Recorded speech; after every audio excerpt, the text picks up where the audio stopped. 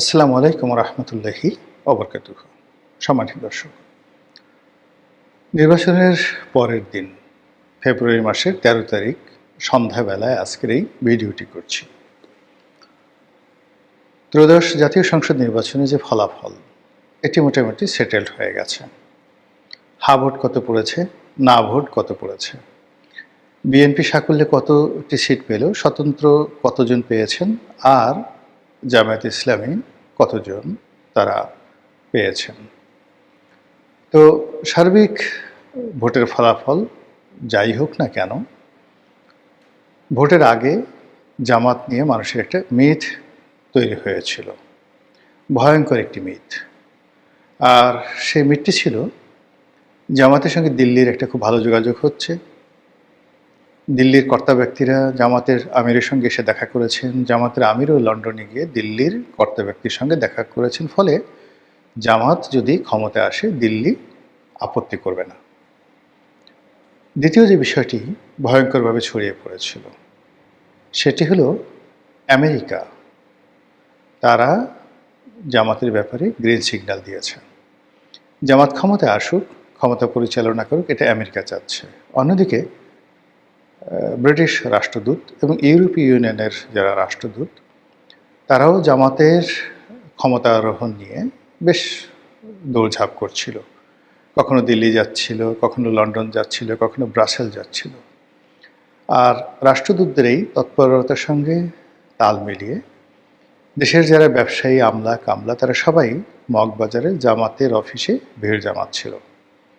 অবস্থা দৃষ্টি মনে হচ্ছিল যে জামাতের আমির ডক্টর শফিকুর রহমান মূলত আমিরুল মুমিনিন হতে চলেছেন, মুসলমানদের নেতা হতে চলেছেন। তো এই যে অতিরিক্ত একটি ভাইব তোলা হয়েছিল, তার প্রেক্ষিতে ঢাকা বিশ্ববিদ্যালয়ের ছাত্র সংসদের সহসভাপতি সাদিক কায়ুম, তিনিও তারেক রহমান সাহেবকে অসম্মান করে ভীষণ রকম বাজে বক্তব্য দিয়েছেন।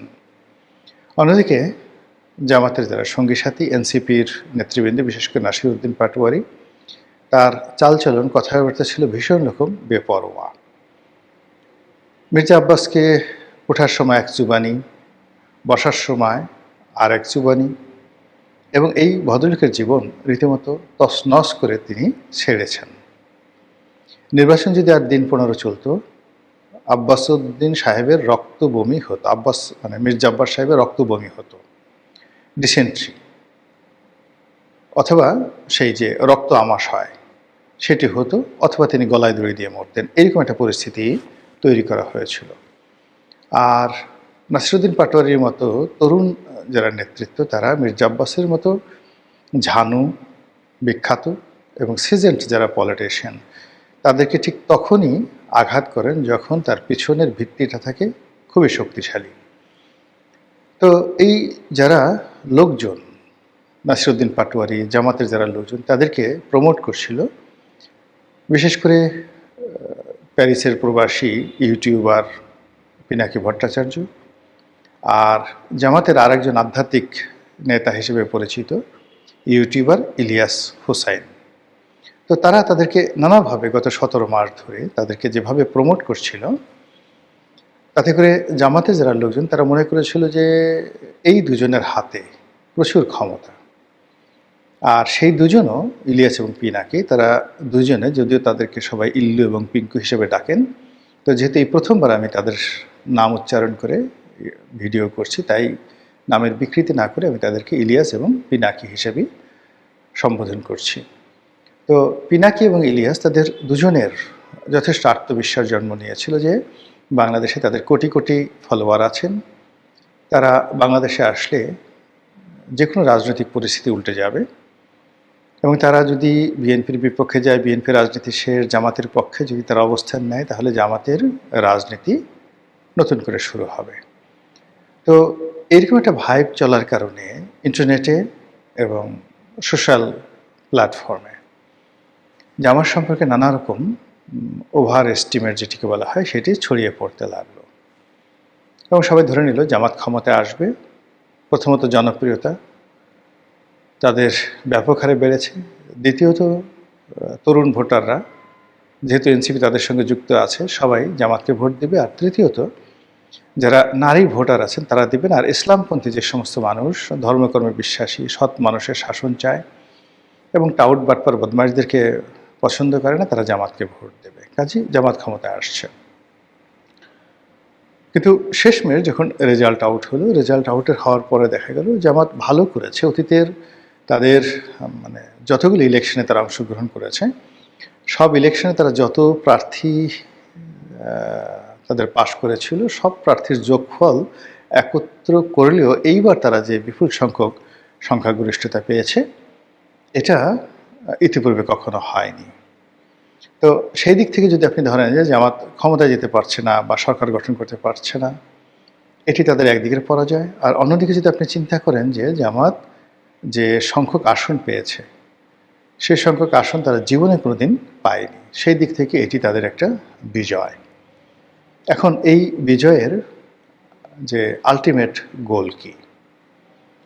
আলটিমেট গোল হলো তারা যদি এই বিজয়টিকে ধরে রাখতে পারেন এবং তার দ্বারা যে কারণে এই বিজয় লাভ করেছেন, মূলত তাদের সততার জন্য, তাদের নম্রতার জন্য, তাদের ভদ্রতার জন্য, এবং অতীতে তারা অন্য রাজনৈতিক দলের মতো আকণ্ঠ ঘুষ এবং দুর্নীতিতে কখনো জড়াননি।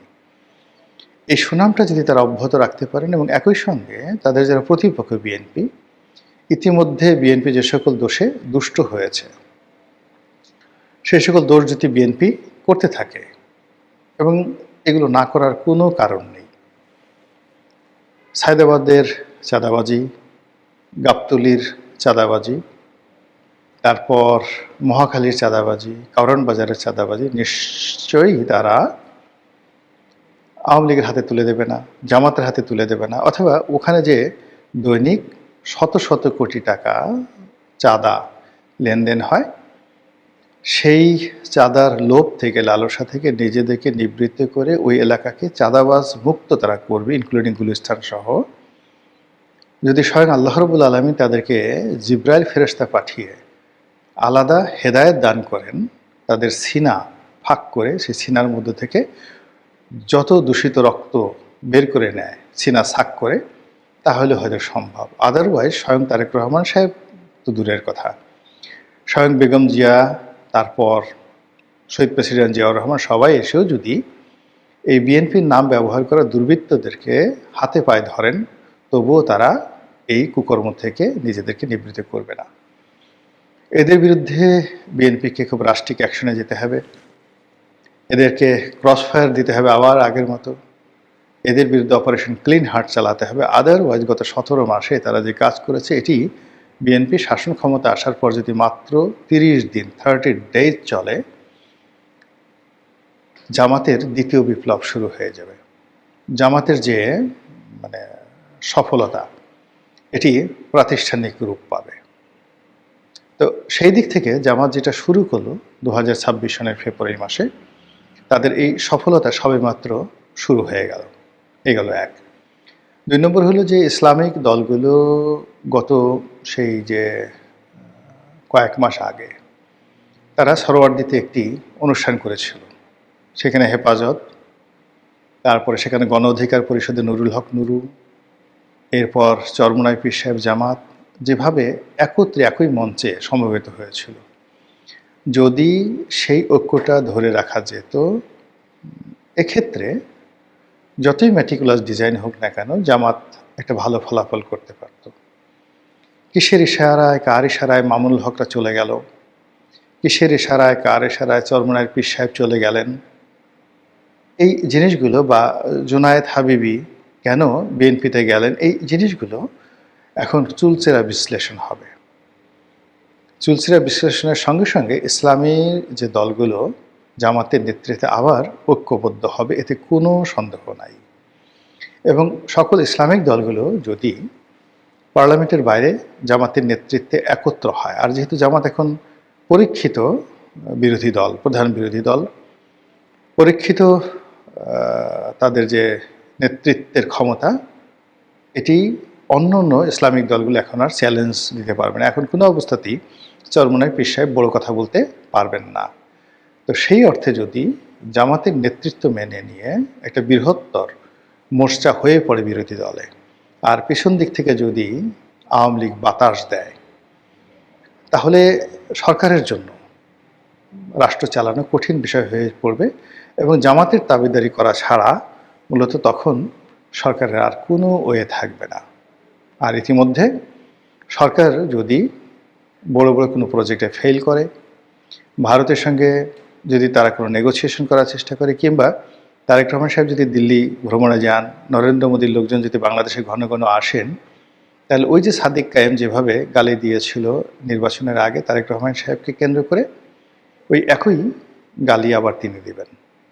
তাদের ভয় কেটে গেছে। তারা এখন যারা আছেন জামাত এবং অন্যান্য এনসিপির যারা লোকজন, তারা ইউনূস সাহেবকে গালি দিয়েছেন, শেখ হাসিনাকে গালি দিয়েছেন, তারেক রহমান সাহেবকে 1, 2, 3, 4, তারপরে তারেক রহমানের ঢ্যাস মার, তীরের ছেলে কাউয়া, তারেক আমার ঢ্যাস, এই কথাগুলো তারা বলতে বলতে মাছ ভাত হয়ে গেছে। ফলে তারেক রহমান সাহেব ক্ষমতায় গেছেন, প্রধানমন্ত্রী হয়েছেন, দে ডোন্ট কেয়ার। তারা ক্যান্টনমেন্ট ভেঙে দিতে চেয়েছে, তারা সেই সেনাপ্রধানকে নিয়ে আজে বাজে কথাবার্তা বলেছে। তো তারই প্রেক্ষিতে তাদের কোনো ক্ষমতা ছিল না। তখন যদি তাদের এই সাহস হয়, আর এক্ষেত্রে যদি সংসদে তাদের 70টির মতো প্রায় আসন থাকে, উচ্চকক্ষে তাদের সিট থাকে, এরপর নারী আসনে, সংরক্ষিত আসনে তাদের প্রতিনিধিত্ব থাকে, তাহলে সেক্ষেত্রে জামাত এনসিপির যারা নেতৃবৃন্দ গত 17 মাসে যে সকল বড় বড় কথা বলেছে, সেই বড় বড় কথাগুলো সুপারলেটিভ ডিগ্রি হয়ে বিএনপির বিরুদ্ধে এটি প্রয়োগ হবে। আর প্রয়োগ হওয়ার ফলে কি হচ্ছে, জামাত ডে বাই ডে তারা শক্তিশালী হবে, ক্ষমতা সম্পন্ন হবে। ফলে যে জামাতকে এখন পরাজিত মনে করা হচ্ছে, যে জামাতকে এখন যাকে বলা হয় বিরোধী দল মনে করা হচ্ছে, সেই জামাত যে গণেশ উল্টে দিতে পারবে না তা কিন্তু বলা যাচ্ছে না। সেক্ষেত্রে এই যে নির্বাচনের যে ফলাফলটা হলো, আমি মনে করি যে নতুন বন্দোবস্ত, নতুন বাংলাদেশ, ম্যাটিকুলার ডিজাইনের একটা ফার্স্ট পর্ব এটা শুরু হলো। আর পরবর্তী পর্বগুলো কিভাবে চলবে অপেক্ষা করেন এবং দেখতে থাকেন। আসসালামু আলাইকুম রহমতুল্লাহি ওয়া বারাকাতুহু।